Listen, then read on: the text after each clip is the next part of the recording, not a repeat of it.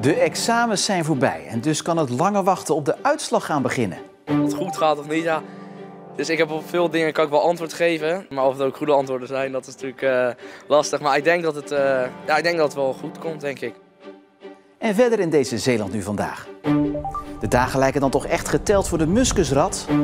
En plassende toeristen zijn goed tegen de droogte.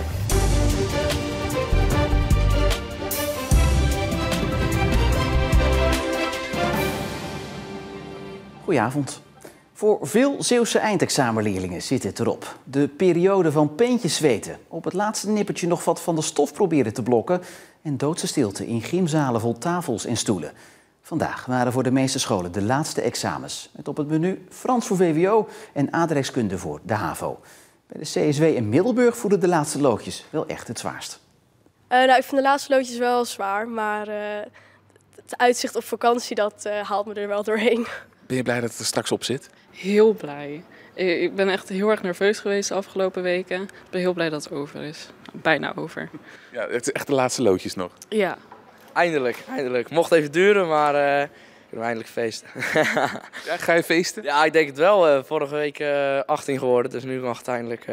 Dus dan toch even goed van nemen, denk ik, dit weekend. Ben je nog zenuwachtig voor die laatste? Ja, wel een beetje. Maar de lastigste examens heb ik gehad, dus de stress zit er wel een beetje vanaf. Welke was het lastigste, denk je? Ik dacht eerst economie, maar toen ik klaar was met wiskunde was dat wel de lastigste. Ik denk aardrijkskunde. Ik vond Nederlands vond ik wel lastig. En Duits. Hoe denk je dat je ervoor staat?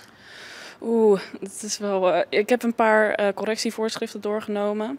En ik zou willen zeggen dat het op zich wel goed ging, maar goed, je weet maar nooit zeker. Hoe schat je het in? Hoe sta je ervoor? Krijg jij dan straks op 14 juni dat telefoontje van je mag je rugzak in de vlaggenstok hangen? Nou, ik hoop natuurlijk dat ik met goed nieuws gebeld word, maar ik heb wel een goed gevoel. Ik heb een aantal examens nagekeken en dan denk ik wel dat het goed is gegaan. Ja, ik vind het heel lastig om te zeggen, toch? Of dat goed gaat of niet, ja. Dus ik heb op veel dingen kan ik wel antwoord geven. Dat ben ik niet zo moeilijk in. Maar of het ook goede antwoorden zijn, dat is natuurlijk lastig. Maar ik denk dat het wel goed komt, denk ik. Ja, dat denk ik ook. Ik praat er verder over met Jannes Goedbloed. Ja, Jannes, als we afgaan op die Zeeuwse examenkandidaten, wat was nou het moeilijkste examen?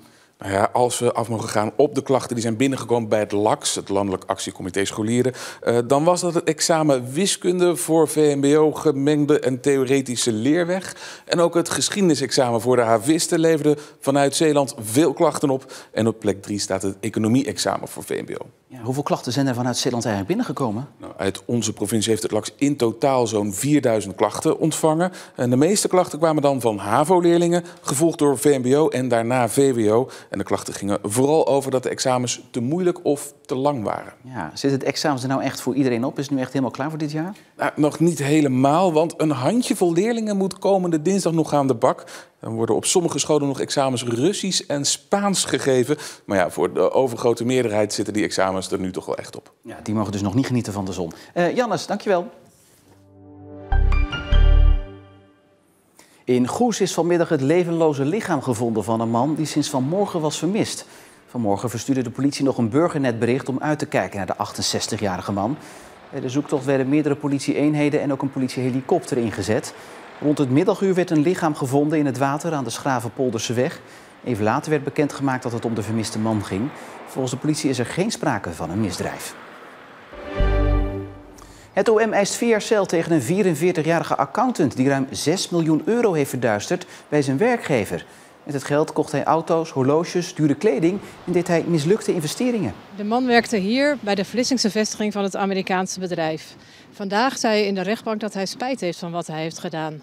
Ook zei hij dat hem pas na afloop duidelijk was geworden hoe hoog het bedrag echt was dat hij had gestolen.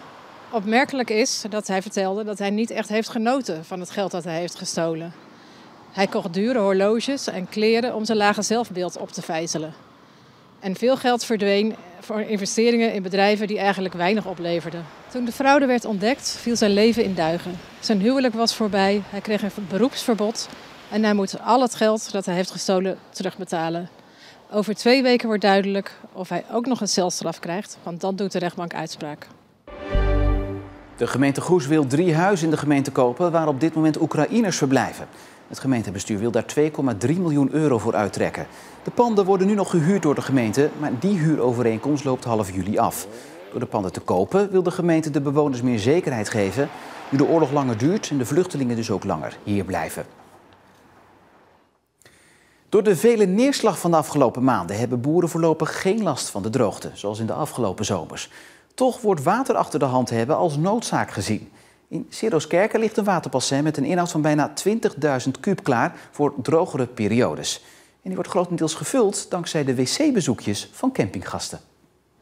Jos Westerbeke is een campinghouder met veel oog voor technische ontwikkeling. Hij bedacht een manier om afvalwater van zijn camping in tijden van droogte aan boeren te kunnen verkopen. Wij hebben een decentrale waterzuivering staan en daar zuiveren eigenlijk al het rioolwater mee wat op de camping geproduceerd wordt. En dat water wordt volledig gezuiverd, de medicijnresten worden eruit gehaald en zo wordt het ingezet voor de agrarische sector. Zoals je ziet is dit water ook echt vol met ontlasting en onderdelen van het riool. Maar door deze micropack wordt het weer bruikbaar. Kraakhelder water. En zo zijn er dus meerdere stromen richting het waterbassin.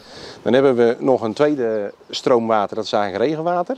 Dat komt eigenlijk via de sloten, wordt dat doorgepompt naar het bufferbassin en een deel gaat naar de hydroflux. Daar spoelen we het toilet mee door en de wasseretten. Dat wordt door de micropack schoongemaakt, medicijnresten eruit gehaald en dan gaat het uiteindelijk ook naar het bufferbassin waar het toegepast kan worden voor de agrarische doeleinden. Vervolgens wil Westerbeke zijn water dus aan boeren die met droogte kampen verkopen. Maar de laatste tijd is er juist veel regen gevallen. Het eet geen brood, zeg maar. Kijk, en misschien komt er een periode aan dat het straks nog wel nodig is. Dat weten we allemaal niet. Dus het is een stukje risico, maar dat is altijd ondernemen, denk ik. In het Pinksterweekend zorgen ruim 2000 campinggasten op de wc en in de douche in ieder geval dat het waterbassin bij de camping gevuld blijft. De populatie muskusrat in onze provincie neemt steeds verder af. Na jaren van jagen worden de muskusratten op Tholen, Noord-Beveland en Schouwen-Duiveland zelfs helemaal niet meer gevonden. En dat is goed nieuws, want de knaagdieren maken veel kapot en moeten dus volledig verdwijnen uit onze provincie. Hij is leeg, hè? Ja, hij is leeg, dit keer wel. Dat is ook de bedoeling, geloof ik. Dat klopt, dat is de bedoeling. Jaren terug had ik altijd wel wat vangst hier in deze kreek. En de laatste jaren heb ik er niks meer, dus we gaan de goede kant op. Muskusrattenvanger Christian van Zielst jaagt al 20 jaar op muskusratten op Tholen. Hij plaatst klemmen en kooien langs oevers. Dit is een koniebeerklem. Dus dit plaats ik voor de hol voor de bouw van de muskusrat. Dus de muskusrat die zit hier in de slootkant. En ik heb heel die kant afgetrapt en dan vind ik een grote pijp. En dan zet ik dus een klem voor. En dan zwemt hij daarin en dan klapt hij dicht. Vanwege zijn bont is de muskusrat ooit vanuit Noord-Amerika naar Europa gehaald. Wat is er nou zo kwalijk aan die muskusrat? Ja, het grootste probleem is dat hij ontzettend veel graaft. Hij graaft dus 12 kruiwagens rond, gemiddeld per jaar weg. En met de grote kans op inzakkingen. Dus dat de kanten instorten. En daardoor wordt dat beestje bestreden. De laatste tijd lukt dat goed. Zijn klemmen en kooien blijven leeg. Nu bent u al 20 jaar muskusrattenvanger. Ja, klopt. Eindelijk is het hier gelukt om de muskusratten uit te roeien. Wat is het gevoel? Je hebt wat bereikt, zeg maar. Vroeger zaten ze echt in ieder slootje.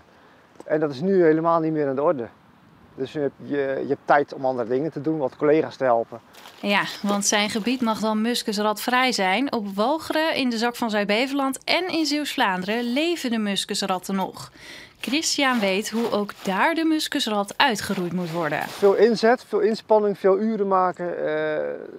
Er bovenop blijven zitten in principe. Kijk, als je een populatie hebt van 100 ratten, dan is het makkelijk om terug te zakken naar 10. Maar het fijnste van het vak is om de laatste 10 te vangen. Dat is het lastige. En daar worden veel dingen bij ingezet de laatste tijd. Er zijn provincies bezig met speurhonden. Er zijn waterschappen bezig met drones. Er worden monsters van het oppervlaktewater genomen om te kijken of er sporen van muskusratten in zitten. Dus met die technieken proberen we de laatste te pakken. En daarna is het zaak om de gebieden onder controle te houden. Doel is om uiteindelijk in 2034 een muskusratvrij Zeeland te hebben. En ik praat erover verder met Niels Schuurbies. Ja, Niels, we hoorden net al, op Tholen, Noord-Beveland en op Schouwen-Duiveland zijn helemaal geen muskusratten meer. Maar hoe zit het nou precies in de rest van Zeeland? Nou, dit voorjaar zijn er in de rest van Zeeland zo'n 1600 muskusratten gevangen. En dat lijkt misschien veel, maar dat is een afname van 27%. Dus zelfs waar de muskusrat nog steeds voorkomt, merkt het waterschap nu ook dat hij daar ook minder voorkomt. Ja, dat is dan dus goed nieuws. Maar hoe presteert Zeeland ten opzichte van de rest van het land? Ja, ook wel goed, want in heel Nederland is de muskusrattenvangst met zo'n 7% toegenomen. En in Zeeland is die vangst dus juist gedaald. En hoe minder muskusratten er zijn, hoe minder muskusratten zich voortplanten. Dus daar is het waterschap heel erg blij mee. Niels, dankjewel. Het was een zonnige dag, weinig bewolking en vooral veel blauwe lucht en een vrij krachtige wind bij maximaal 19 graden. Die wind neemt de komende dagen wel af. De bewolking blijft nog wel even hangen, maar de zon blijft gelukkig ook. Morgen kan het maximaal 22 graden worden. Zondag iets koeler, wel weer zondag. En tweede Pinksterdag iets meer bewolking en weer iets koeler. Ja, het is vrijdag en dan hebben we nog een raadsel voor je, want wat is dit? De creatie van de winnaar van de nationale tekenwedstrijd voor peuters. Het vliegtuig dat u vannacht misschien uit de slaap heeft gehouden. Of de uitgelekte schets vanuit de coalitieonderhandelingen over de herstructurering van het Zeeuwse wegennet. Het kan allemaal. Of is het toch weer iets compleet anders? Het antwoord vind je in ieder geval bij ons online op omroepzeeland.nl. Natuurlijk ook in onze app. En daarmee zijn we aan het einde van deze Zeeland Nu voor vandaag. Nog fijne avond. Goed weekend. Graag tot morgen.